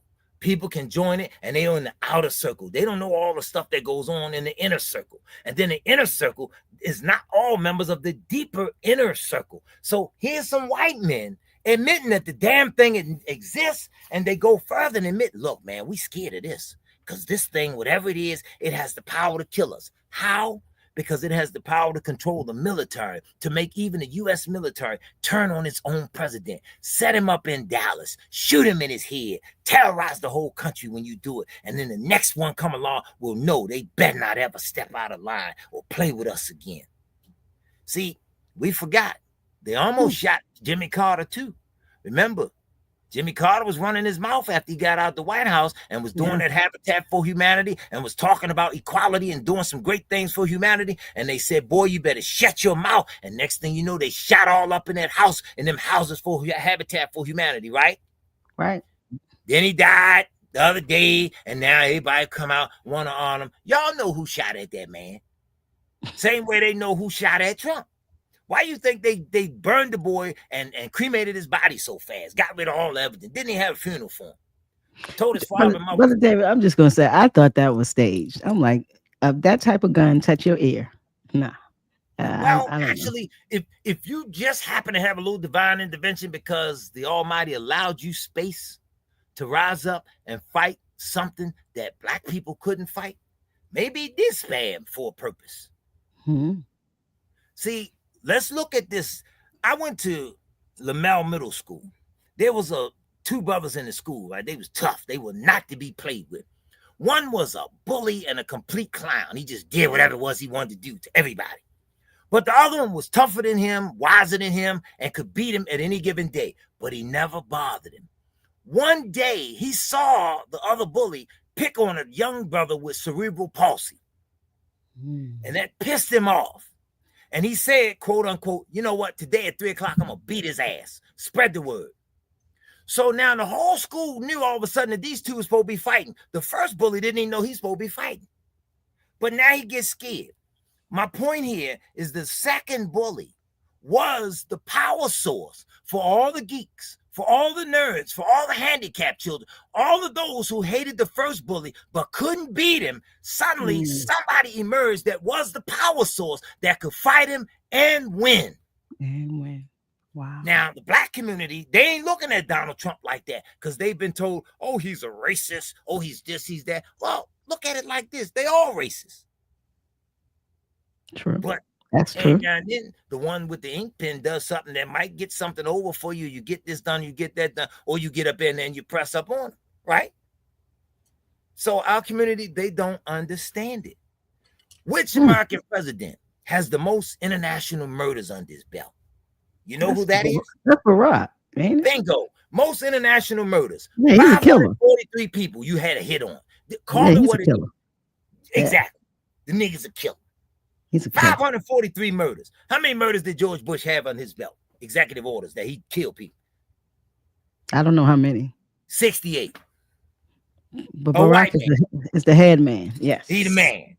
Assassination complex, drones, a whole series of policies where you can internationally go around the world and assassinate people under an executive order. Barack Obama with 543. George W. Bush the second, that we all kept saying was racist, this, that, and other. I believe that he was. But damn, 68 versus 543. But a lot of us don't believe that. Barack is king. But we got to listen. He did not benefit us. I'm telling you. He didn't. Honest, he didn't. Neither did Biden. Now Biden was smooth with money laundering. Boy, this is deep. Let's put this out there. They spent $602 billion in Ukraine. Now remember, Ukraine being pummeled to death by Russia right now, just beaten down, torn down. But Ukraine is building, of all things, they're building a new international banking system. So all these people didn't commit no crime, but I'm pardoning you because when the story breaks that we were money laundering, we gave Ukraine these billions with the promise of 15% kickback left in accounts over there for us after we leave office. Now they can't prosecute us for having engineered this. But when the poor little people down in the Carolinas, down in Tennessee and everywhere else got hit with the storms and all the other things, damn it, FEMA ain't had no money. You're going to give somebody $700 when the damn roads and the bridges is washed out. So he's stuck in a house with a check. There's something else. Right, and black folk mad. If we don't see the criminality of this leadership and how and all of them, if we cannot see this criminality, something's wrong with us. And we talk about we're voting for criminals. Exactly. But see, and I don't care which one it is, they are criminals. And it's little boo-boo, little man, when they decide to throw a cookout in the community and feed grandma and all the other people, they don't like that. No, that boy deals dope. He didn't. Yeah, well, Al Capone deal dope, and then Al Capone paid ties to the church. And when the police came to get him, he ran in the church, right? Remember that? I would have to perform my time. Ran straight up in the church. Really? Wow. Right. See, in Scarface, remember now, they was doing all them hits. You see Al Pacino in the church. They come in and whisper in his ear that the hit was done. He started laughing and act like he wiping his tears and all this stuff. Okay, well, we seen Barack Obama do that. We seen Clinton do that. Remember when they said that they went in Somalia in 1992 under the Clinton administration? They're going to feed the poor and starving Somalis. He killed and they went in and bombed the Somali people. Absolutely. He killed them all. Right. So now the poor little African people use unconventional warfare, bring down a Black Hawk, and they made the movie Black Hawk Down. I'm proud of the little Somalis because let me see when America pulled out. Remember when they pulled out? When they took that U.S. Marine and tied his ass to the back of an American-made Jeep. Then they took his ass through the streets of Mogadishu. Suddenly, white folks said, pull out, get out of there. They're savages. Oh, savages for fighting back? Yep. Yeah. Yeah. Listen, Brother David, the way that you see things, I'm telling you, it is a different vision. And maybe you had that mark. You're a special man. Definitely are a special man. I love this commentary you brought to Black Box Radio. I just want to say thank you, and your audience. These the folks that are in the I can't even mention all. We have about 60 people on, and I just really appreciate everyone who's here. I don't want to end this. We've been here an hour and 30 minutes. It don't feel like it, but I don't want to wear the people out. I'm talking that much, man. I gotta learn to be quiet. But they need to know it. Well, Let me drink listen, this and shut up. we got to flip what we see because we're being lied to continuously. And I think it's to a point where we're at where we believe in these systems, and they're the same systems that are destroying us. Exactly. What do you think about that? Yeah, it's the same system that's destroying us. But the one thing our people really do have to see, and I advocate this from no specific perspective other than the perspective of the book. People have to really read their Bible. They have to shut their mouths and start studying and look at that book a little closer, because ain't no way somebody could sit down and write something several thousand years ago and a bunch of hillbillies from London come and take it and rewrite it and tell you that it's them. But yet at the end of the book is telling you how them are going to be destroyed and you are going to be put back to your rightful place, and you not see all of this. So I say in conclusion, the clock is ticking. We're the only ones right now. We're on the playground. We're on the monkey bars. We're on the sliding boards. We're not paying attention as all of this crumbles around us, and we don't see anything because we think if we put the right one in the slot, he going to get in there and have a change of heart and do right by us. They can't, because it is genetically, socially, psychologically, and spiritually impossible for them to do right. So we got to repent. We got to become sorry for what we've done to each other, among ourselves, and most importantly, to the planet that we've allowed them to do, and the creator that placed us here. Then and only then can you make it right. Wait. So, Brother David, you said it's impossible because them people, is no changing them. It's Ain't genetically, it's no changing them. So, what needs to change is us. Us first. Us first. Us first. But let's be clear. A war is coming. You're going to have to fight them. You're going to have to fight them. Ain't no getting around it. Sometimes certain fights are inevitable. And this is one of those things that's inevitable. It's a fight and it's coming. And this is what white folks were fearing. This is why I held up Liz Truss' book, 10 Years to Save the West. Because in the book, Liz Truss is essentially saying, look, y'all, this ain't just America. This is America and all of Europe. We are not going to be able to hold on to this planet much longer, because those people are awakening and they're going to take back all the stuff that we have stolen from them for the last several thousand years. That is why, in her fear, she placed a 10-year time frame on it, that if they don't do it, they're going to lose it. So when did she write this book? This book came out in 2024. 22. Okay, so we're talking about, so we're in the town, we're in the beast. We're in the belly. So here Donald Trump emerges. He fighting the damn beast, but on another level. And here we voting for the beast. So imagine you outside fighting the beast, and you got a family member opening the door for you, but they ain't opening the door to let you in. They want to bring the damn beast in the house. And this is what the black community is doing. We are defending the beast. Hey, funny thing happened. How did the office of the president get a new car the same year that Barack Obama became president, and they named the damn thing the Beast? The Beast. That's the name of it. But it only came online the year he came in office. Extra thick, extra heavy, because they knew white folk were going to go off. White folk did not want no black leadership. Being half black, half white, or whatever it was, they were going off about him being the leadership. But they feared that they would kill him. He was their man. He was their. And he did the bidding. He did the most bidding of everybody. Exactly. Let's be clear that he was a plant. Right. And the establishment was happy with him. It's the poor white trash that wasn't happy. Okay. Absolutely. Because they look at optics. Bingo. So then this time around, now the funniest thing is looking at the Capitol, where all them white folks was climbing that wall, gonna go up in there and kill all them senators and congressmen. You see how crazy white folk get when they don't get their way? So then this time around, they said, well, look here, we better put him back in and see if we can control him a little bit and have a conference with him. Now, tomorrow is Thursday. Yes. The 20th, when they held his inauguration, the Hmm. World Economic Forum, the same people he told go to hell in 2024 when he got shot, the same people, they didn't attend his inauguration. They were holding the World Economic Forum meetings all this week. When does he go before them to speak again?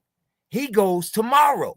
So Thursday. that shows you how impotent he is in the eyes of the true world leaders. And he ain't appearing at the damn meeting. He gonna appear virtually, just like I am now.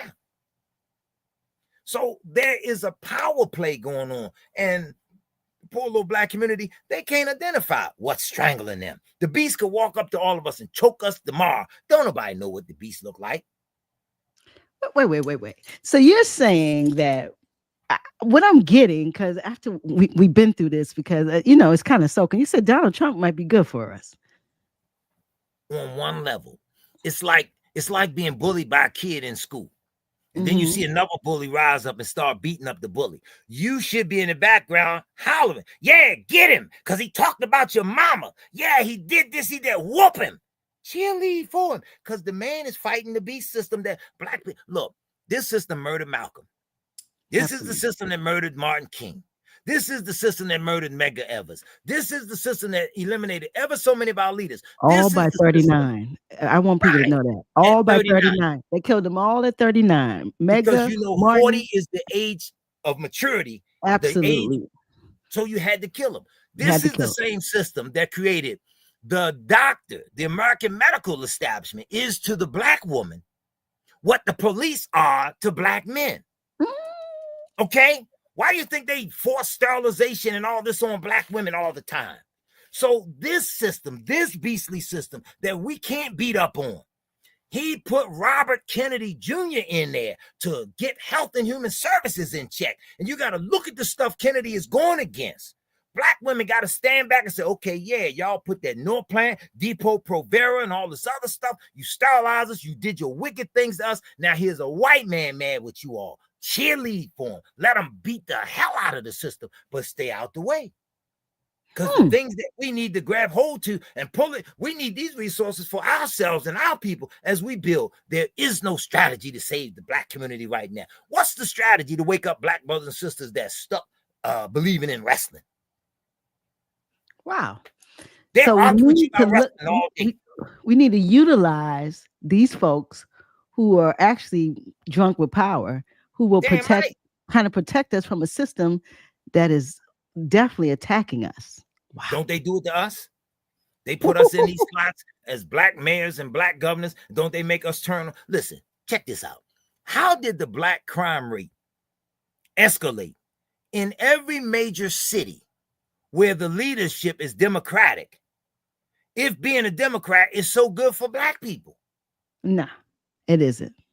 So then there's something going on with the Democratic Party where they're pushing a standard operating procedure.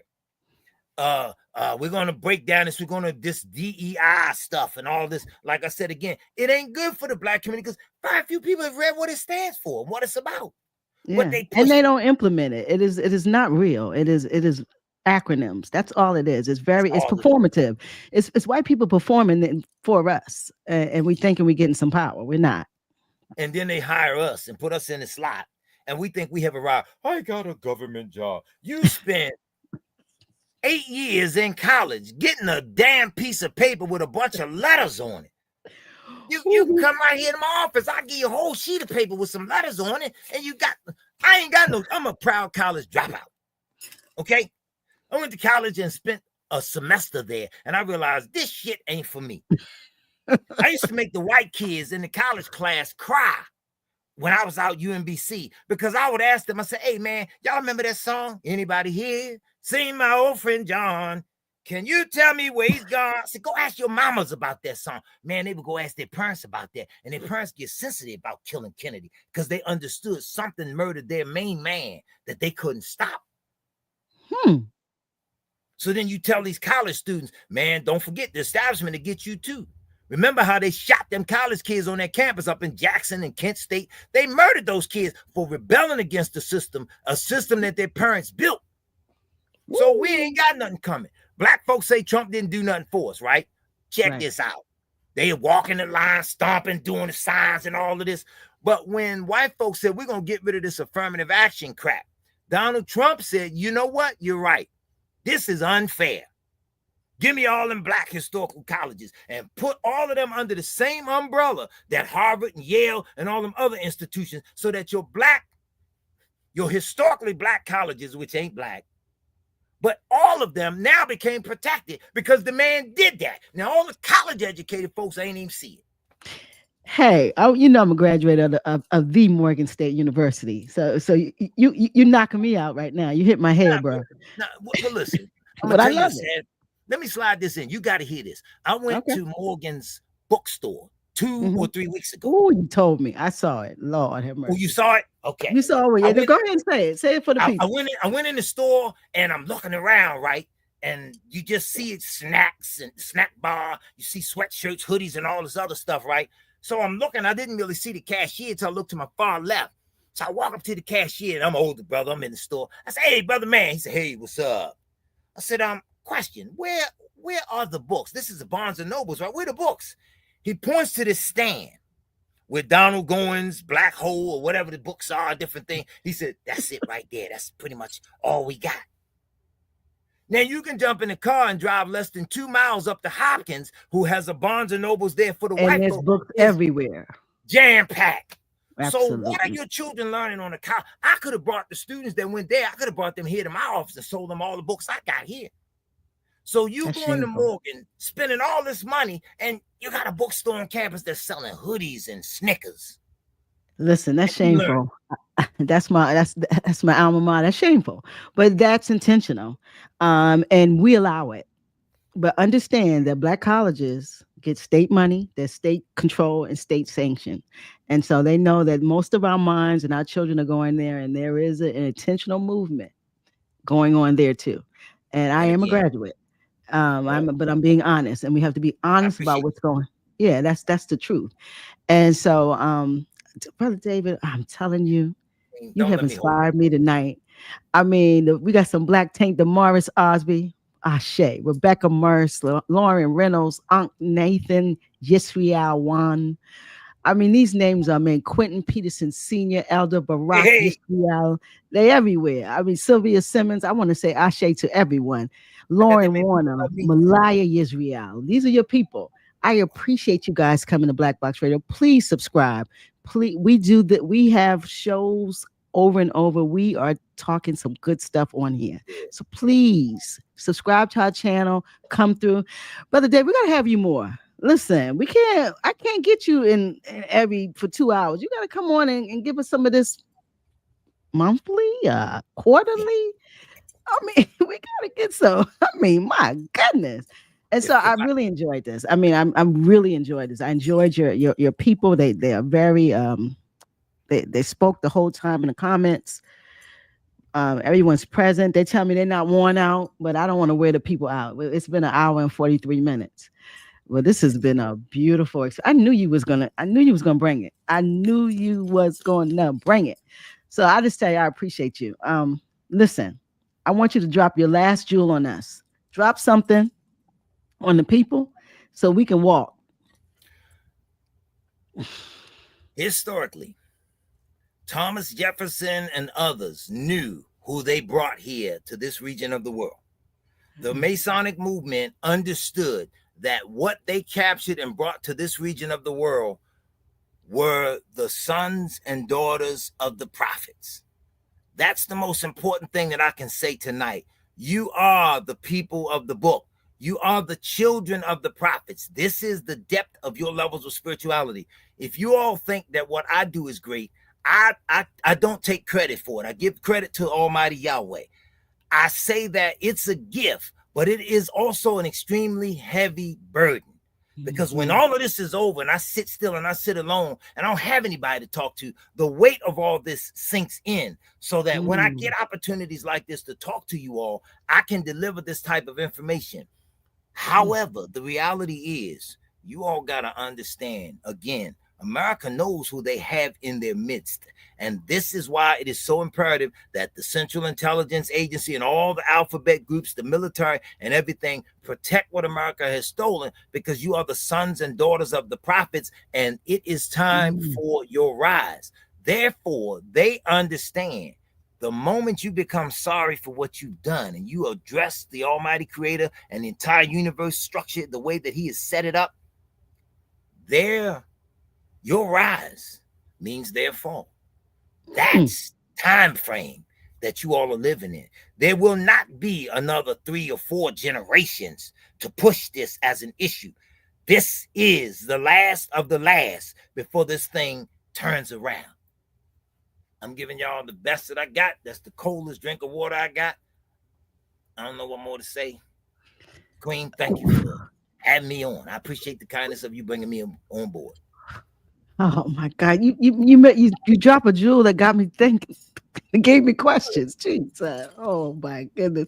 Listen, we're gonna talk. You got to you got to come back. I mean, the people in the chat said we got to have a part two. So we got to come. I mean, because my listeners don't get this word, and Okay. it's important that we talk about things that is going to change our mindsets and disrupt what I call the movie. This movie that we watching is destructive. That's right. So I, we got to on get that note, some words to destruct it. Go ahead. Go ahead. on that note, let's send everybody to Gil Scott Heron. Go look up Gil Scott Heron's song "B Movie." B Don't movie. be into the groove and everything. Listen to the music of it, but listen to what the brother was singing about. He called it "B Movie," and he told you this ain't really life. This ain't nothing but a movie. But when the director steps on the scene, on the stage, and cuts the scene, that's it. So we had Mm. a we had a lot of our singers that were pouring their heart out in song to us. We didn't Art is listen in important. song, Art is right? everything. Yeah. So if we didn't listen in song, we didn't listen to the prophets, we didn't listen to grandma, we didn't think Uncle Joe knew, we didn't think nobody knew anything. Well, what the hell then is the solution? Because the clock Mm. is ticking.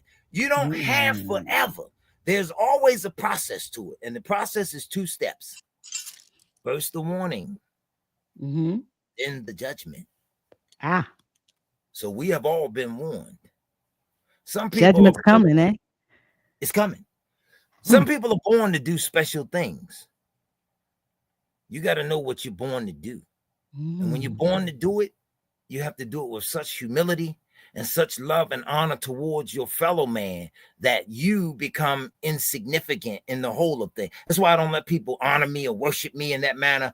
I Mm-hmm. am insignificant because I am just an instrument that's used by the creator to send this thing forward. But one of these days, men like myself and others, we won't always be around. Don't let our words fall on deaf ears, but apply it as best you Yeah. can, because one day we got to answer for everything that we've ever done. Mm. The application, we got to put some application on. This is my last thing before we get out of here. I want to say to everyone, listen, we are looking for new talent. You can have a podcast on Black Box Radio. You can have a show. You can have a blog. We will sponsor it. We will do the back office, but we want to bring different content that will enlighten our community. So if you're interested in something, please email us at blackboxradio@gmail.com and get in touch with us because we definitely want some new talent on this platform. Brother David, I just want to say to you, listen, you special. I told you this. I told you you're special, and what you bring to the table, we need. And even if it invokes people to open a book or to go and inspire them to read more or to look at things dimensional, look at things differently, then that's what we need. Because not everyone's going to get it, but it Got inspires them to think differently. That means something. So I appreciate these words. You have inspired me immensely. I hope the people in the chat are inspired from what I can see that they love this. They love you. Elder, you the elder in this space. And so I wanted to say Ashe to you. And listen, you got to come back. We're going to definitely talk about that. So I want to not say good night to everyone. Thank you for that, Jewel. Can we get some thanks for deuces having from you? We out of here, guys. Don't don't go nowhere, brother. We're gonna end this stream. So, guys, listen. Have a good night. Stay warm. Thanks for coming through and support. Please subscribe. Good night.